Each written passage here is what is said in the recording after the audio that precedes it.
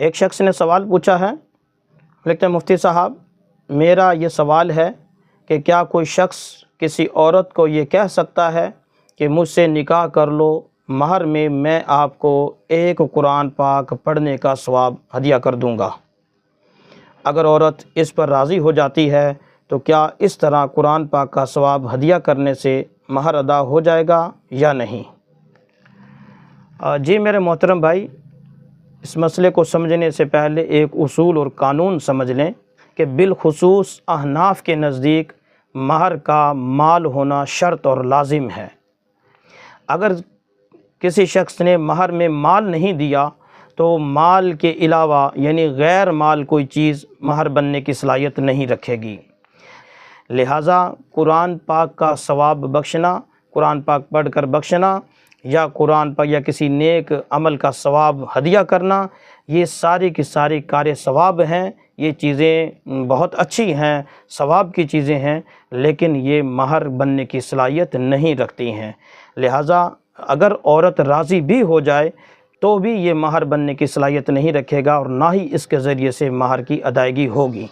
چونکہ مہر کا مقرر کرنا یہ شریعت کا حکم تھا، یہ شریعت کا حق تھا۔ مہر لاگو ہونے کے بعد، مہر مقرر کرنے کے بعد، مہر جب ایک مرتبہ متعین ہو جاتا ہے پھر اس کا حق عورت سے متعلق ہو جاتا ہے، پھر عورت کا اختیار ہوتا ہے کہ وہ لے یا نہ لے۔ لیکن شروع میں یہ شریعت کا حق ہے، شریعت کا بتایا ہوا ایک طریقہ ہے، اور شریعت نے بالخصوص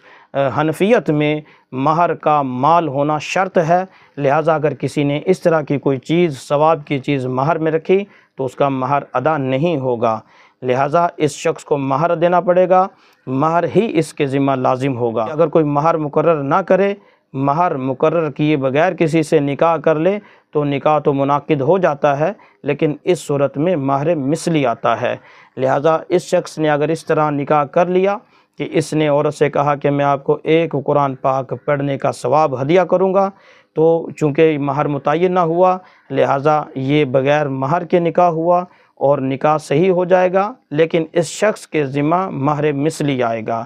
مہر مثلی یہ کہلاتا ہے کہ اس خاتون کی جو باپ کی طرف سے رشتہ دار خواتین تھیں، اس کی بہنیں تھیں، اس کی پھوپھیاں تھیں،